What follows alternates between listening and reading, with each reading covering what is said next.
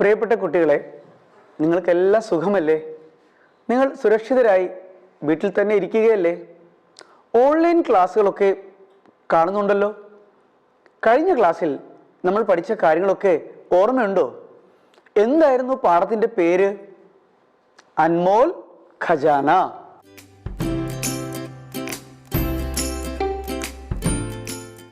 बच्चों, हमने एक पेड़ के बारे में पढ़ा था ना? उस पेड़ का नाम क्या है?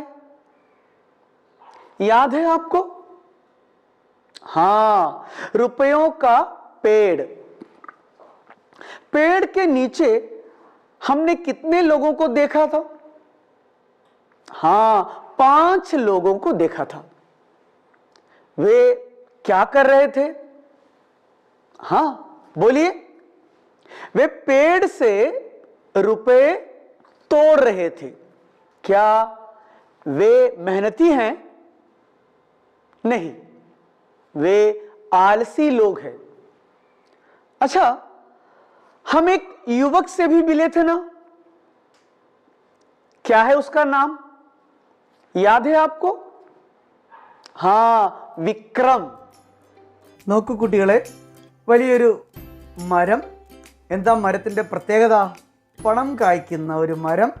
ആ മരത്തിൻ്റെ ചുവട്ടിൽ ഒരു 5 പേർ. അവരെന്ത് ചെയ്യുന്നു? ആ മരത്തിൽ നിന്നും പൈസ അടർത്തിയെടുക്കാൻ ശ്രമിക്കുന്നവരുണ്ട്.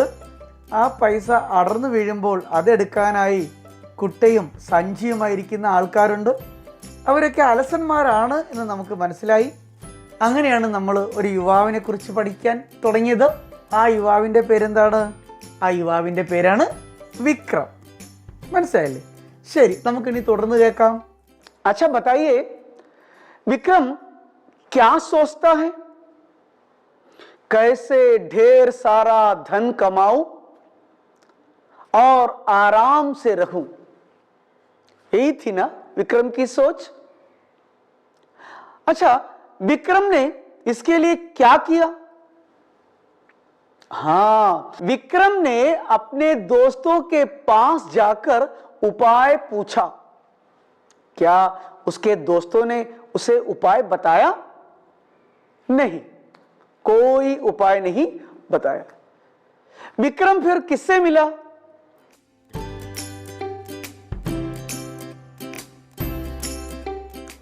हाँ, विक्रम एक किसान से मिला. किसान कहां पर था? किसान खेत में था. अच्छा, किसान ने विक्रम को क्या उपदेश दिया? किसान ने कहा, गांव के उस पार एक सज्जन रहते हैं, वे कोई तरीका आपको बता देंगे. എന്താ വിക്രം വിശ്വനാഥനെ കണ്ടു? എന്തെങ്കിലും ഉപായം കിട്ടിയോ? നമുക്കൊന്ന് നോക്കിയാലോ? കുട്ടികളെ, ഈ കഥ മുന്നോട്ട് കൊണ്ടുപോകുന്നതിന് മുൻപ് സാറ് ഒരു കാര്യം ചോദിച്ചോട്ടെ. കഴിഞ്ഞ ക്ലാസ്സിൽ സഹി മിലാൻ കരേ എന്ന ഒരു വർക്ക്ഷീറ്റ് തന്നത് ഓർക്കുന്നുണ്ടാവുമ്പോൾ നമുക്കതൊന്ന് നോക്കിയാലോ? നോക്കൂ, സഹി മിലാൻ കരേ 2 ബോക്സ് ആയിട്ടാണ്. ഒരു ബോക്സിൽ കിസി ഗാവ് മേ मैं कैसे ढेर सारा अपने मित्रों से किसान खेत में गांव के उस पार. എന്താണ് അടുത്ത ബോക്സിൽ? काम कर रहा था, एक सज्जन रहते हैं, विक्रम नामक युवक रहता था, धन कमाऊं, धन कमाने का उपाय पूछा. നോക്കൂ കുട്ടികളെ, ഇതിൽ ഒന്നാമത്തത് ഞാനന്ന് പറഞ്ഞു തന്നായിരുന്നു. किसी गांव में विक्रम नामक युवक रहता था. രണ്ടാമത്തെ നോക്കാം. मैं कैसे ढेर सारा धन कमाऊं, अपने मित्रों से धन कमाने का उपाय पूछा. किसान खेत में काम कर रहा था, गांव के उस पार एक सज्जन रहते हैं. ഇത് നമ്മുടെ കഥയുടെ ക്രമമായിട്ടുള്ള സെൻറ്റൻസുകളാണ്. ഈ സെൻറ്റൻസ് ആ ക്രമത്തിലാണ് ഇവിടെ എഴുതി തന്നിരിക്കുന്നത്. നിങ്ങളിതെല്ലാം ഞാൻ ഈ പറഞ്ഞതുപോലെ കൃത്യമായി സെൻറ്റൻസ് ആക്കി എഴുതുമല്ലോ. ശരി.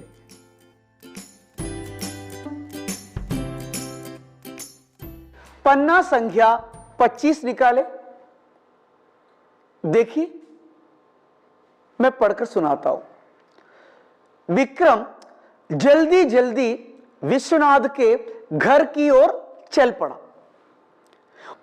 उसके द्वार पर पहुंचकर विक्रम ने देखा कि द्वार खुला हुआ था और विश्वनाथ कमरे में बैठे थे. विक्रम ने उन्हें प्रणाम किया और उनके सामने बैठ गया. बच्चों, एक बार और सुनिए. विक्रम जल्दी जल्दी विश्वनाथ के घर की ओर चल पड़ा.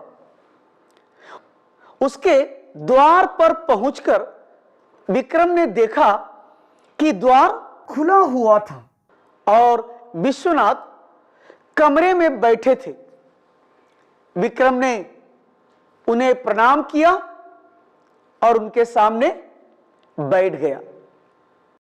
तो विक्रम जल्दी जल्दी विश्वनाथ के घर की ओर चल पड़ा.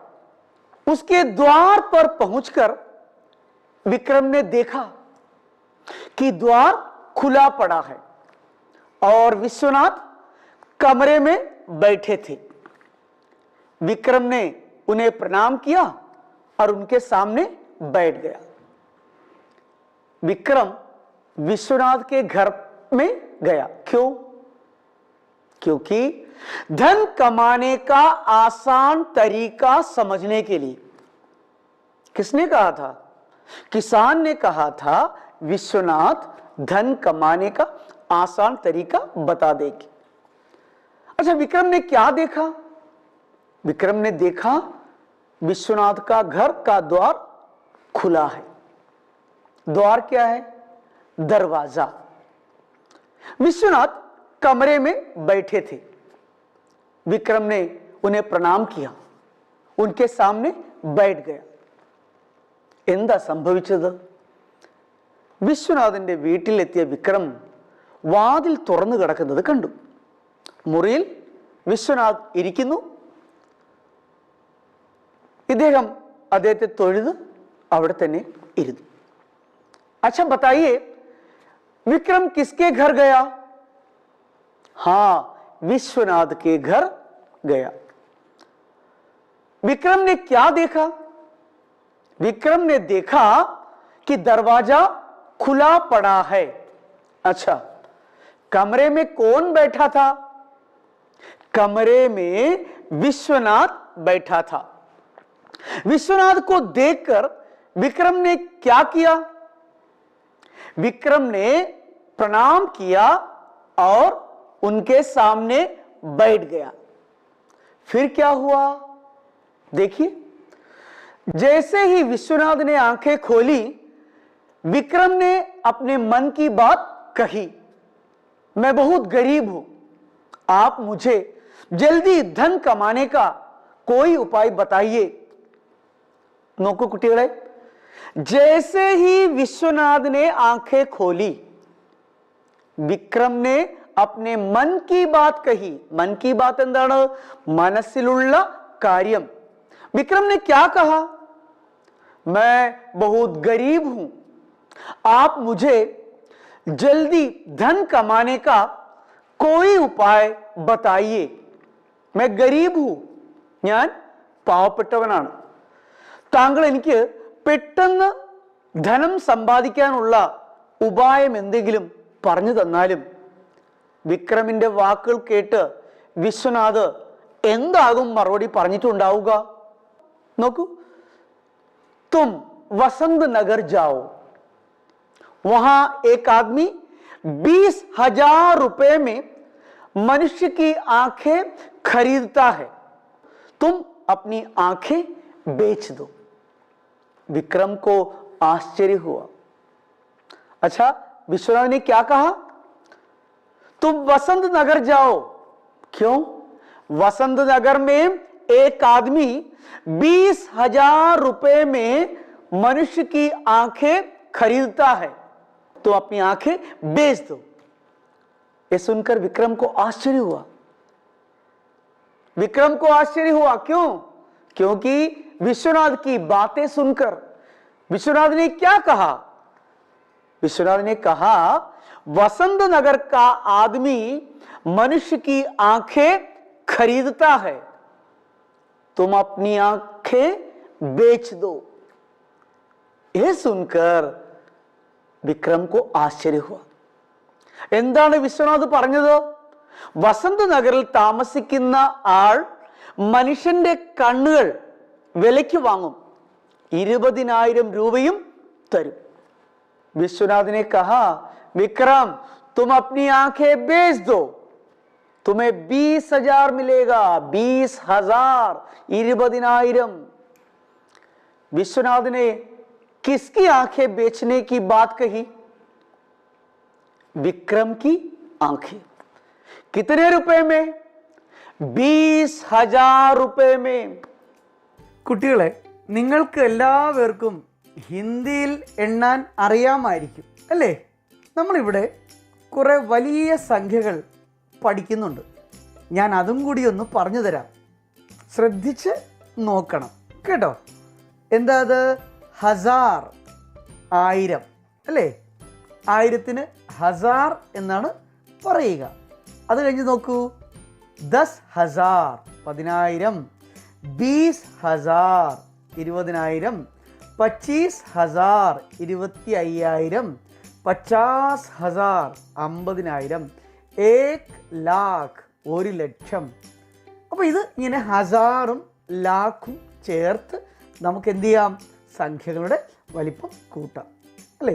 കുട്ടികൾക്ക് ജസ്റ്റ് ഒന്ന് ശ്രദ്ധിക്കാൻ വേണ്ടിയിട്ടാണ് സാർ ഇവിടെ ഇത് തന്നത്. ഇത് നോക്കി ഒന്ന് മനസ്സിലാക്കുമല്ലോ? ശരി. क्या विक्रम अपनी आंखें देगा? 20,000 രൂപയ്ക്ക് തൻ്റെ കണ്ണുകൾ കൊടുക്കാൻ വിക്രം തയ്യാറാകുമോ? ആകുമോ? പറയൂ. हाँ बोलिए, देखते हैं। देखिए आगे क्या हुआ। अपनी आंखें बेच दूं, फिर मैं देखूंगा कैसे? किसने कहा? विक्रम ने कहा। क्या कहा? എന്റെ കണ്ണുകൾ വിറ്റാൽ ഞാൻ എങ്ങനെ കാണും? हाँ, विक्रम अपनी आंख बेचना नहीं चाहता है। फिर क्या हुआ? विश्वनाथ ने कहा, ठीक है, तो 15,000 में अपने दोनों पैर बेच दो। क्या है? 15,000 में अपने दोनों पैर बेच दो। 15,000 രൂപയ്ക്ക് തൻ്റെ 2 കാലുകളും വിൽക്കുക. बच्चों बताओ, क्या विक्रम अपने दोनों पैर बेचने को तैयार होगा 15,000 में? देखते हैं। क्या मैं पैर बेच दूं तो चलूंगा कैसे? विक्रम हैरान हुआ। ഹെറാൻ അതിശയപ്പെടുക, വളരെയധികം അതിശയത്തോട് ചോദിച്ചു, എൻ്റെ കാലുകളെ ഞാൻ വിറ്റാൽ ഞാൻ എങ്ങനെ നടക്കും? विक्रम हैरान हुआ, बोलिए हाँ। विश्वनाथ ने विक्रम से दोनों पैर देने को कहा, बेचने को कहा, इसलिए विक्रम हैरान हुआ। उसके बाद क्या हुआ बोलिए? विश्वनाथ ने फिर कहा, विक्रम तो 25,000 में अपने दोनों हाथ बेच दो। 25,000 में अपने दोनों हाथ बेच दो। 25,000 എത്രയാണെന്ന് അറിയാമോ? 25,000 രൂപ। क्या विक्रम अपना हाथ बेचेगा? उसको पैसा मिलेगा क्या? देखते हैं। अपने हाथों के बिना मैं काम कैसे करूंगा? अच्छा देखो विक्रम क्या कहता है, हाथ के बिना वह काम नहीं कर सकता। तो क्या विक्रम अपना हाथ बेचेगा? बोलिए, क्या आपको लगता है कि विक्रम अपना हाथ बेचेगा? नहीं, वो अपना हाथ भी नहीं बेचेगा। क्यों? क्योंकि उसके हाथ उसको प्यारे हैं। കുട്ടികളെ 25,000 രൂപയ്ക്ക് വിക്രമിൻ്റെ 2 കൈകൾ കൊടുക്കാൻ തയ്യാറാകുമോ? ഇല്ല, ഒരിക്കലുമില്ല. എന്തുകൊണ്ടാ? വിക്രമിന് തൻ്റെ കൈകൾ കൊടുക്കാൻ താല്പര്യമില്ല. തൻ്റെ ഏറ്റവും പ്രിയപ്പെട്ടതാണ് തൻ്റെ കൈകൾ. അതെങ്ങനെ കൊടുക്കും? അതാണ് വിക്രം ആലോചിക്കുന്നത്. अच्छा ये सुनकर विश्वनाथ ने क्या कहा होगा? देखिए, तो तुम अपना पूरा शरीर बेच दो, तुम्हें 1,00,000 रुपया मिलेगा। 1,00,000 रुपया। बच्चों तो बोलिए, क्या विक्रम 1,00,000 रुपए लेकर अपने शरीर को बेच देगा? बोलिए, 1,00,000 कितना होता है? 1,00,000 रुपया। अच्छा बताइए, विक्रम ने क्या जवाब दिया होगा? देखिए, विश्वनाथ की बातें सुनकर विक्रम ने क्रोध और दुख के साथ कहा, नहीं नहीं, 1 करोड़ रुपए मिलने पर भी मैं ऐसा नहीं करूंगा। क्या कहा? क्रोध और दुख के साथ कहा, नहीं, 1 करोड़ रुपया, 1 करोड़ रुपए मिलने पर भी मैं ऐसा नहीं करूंगा। अच्छा बोलिए, विक्रम को क्रोध और दुख क्यों हुआ? विक्रम ने क्यों ऐसा कहा? हाँ, उसको अपना शरीर प्रिय है। वो अपने शरीर के अंग को नहीं बेचना चाहता है। 1 കോടി രൂപ കിട്ടിയാലും തന്റെ ശരീരം കൊടുക്കുകയില്ലെന്ന് വിക്രം പറയുന്നത് എന്തുകൊണ്ടാകും? വിക്രമിന് തന്റെ ശരീരത്തോട് അത്രയ്ക്കും പ്രിയമാണ്. विक्रम की बातें सुनकर विश्वनाथ ने क्या कहा होगा? എന്തായിരിക്കും ഇതിന് മറുപടി കൊടുത്തിട്ടുണ്ടാവുക विश्वनाथ? देखिए, विश्वनाथ ने मुस्कुराकर समझाया, अरे भाई, अपने शरीर को इतने मूल्यवान समझते तो तुम गरीब कैसे हो? जाओ, तुम्हारा शरीर ही एक अनमोल खजाना है, इसका उपयोग करो। विक्रम की आंखें खुल गई। क्या आपको कुछ समझ में आया? नहीं ना? बच्चों एक बार और सुनिए। विश्वनाथ ने मुस्कुराकर समझाया, अरे भाई, अपने शरीर को इतने मूल्यवान समझते तो तुम गरीब कैसे हो? जाओ, तुम्हारा शरीर ही एक अनमोल खजाना है, इसका उपयोग करो। विक्रम की आंखें खुल गई। कुटिകളെ, വിശ്വനാഥ് പറഞ്ഞത് എന്തായിരിക്കുമെന്ന് മനസ്സിലായോ? അതായത് शरीर को इतना मूल्यवान समझते तो तुम गरीब कैसे हो? ये किसने पूछा? हाँ, विश्वनाथ ने। कौन अपने शरीर को मूल्यवान समझता है? हाँ, सही है, विक्रम। वो अपने शरीर रुपयों के लिए बेचना नहीं चाहता, इसलिए विश्वनाथ ने कहा तुम गरीब नहीं हो, तुम्हारा शरीर अनमोल खजाना है, വിലമതിക്കാൻ കഴിയാത്ത അമൂല്യമായ ഖജനാവാണ് നിന്റെ ശരീരം. അമൂല്യമായ ശരീരത്തോട് കൂടിയ താൻ ഒരിക്കലും ഒരു പാവപ്പെട്ടൻ ആകാൻ വഴിയില്ല. അമൂല്യമായ ആ ശരീരത്തെ ഉപയോഗിക്കൂ. जाओ, तुम्हारा शरीर ही एक अनमोल खजाना है, इसका उपयोग करो. കുട്ടികളെ, എന്ത് സന്ദേശമാണ് ഇവിടെ വിശ്വനാഥ് നൽകുന്നത്? മെഹനത് കി കമായി ഹി മൂല്യവാൻ ഹോത്തി ഹൈ. എന്താണ്? മെഹനത് കി കമായി ഹി മൂല്യവാൻ ഹോത്തി ഹൈ. അധ്വാനത്തിന്റെ फलम अमूल्यമാണ്. विश्वनाथ की बात सुनकर विक्रम की आंखें खुल गई. ഈ സന്ദേശം കേട്ടപ്പോൾ വിക്രമിന്റെ കണ്ണുകൾ തുറന്നു. വിശ്വനാഥിന്റെ ഉപദേശം കേട്ട് വിക്രം നല്ല രീതിയിൽ ജീവിക്കാൻ തീരുമാനിച്ചു. എങ്കിൽ എങ്ങനെയാകും തുടർന്നുള്ള കഥ? കൂട്ടുകാർ സ്വന്തം ഭാവനയിൽ കഥ പൂർത്തിയാക്കുമല്ലോ. ആ കഥ പൂർത്തിയാക്കിയിട്ട് നിങ്ങൾ നിങ്ങളുടെ അധ്യാപികയോടോ അധ്യാപകനെയോ കാണിക്കണം. അവരത് നോക്കി നിങ്ങൾക്ക് സഹായം ചെയ്യും. അതിനെക്കുറിച്ചുള്ള മറ്റുള്ള കാര്യങ്ങൾ നമുക്ക് അടുത്ത ക്ലാസ്സിൽ ചർച്ച ചെയ്യാം. ശരി, ധന്യവാദം.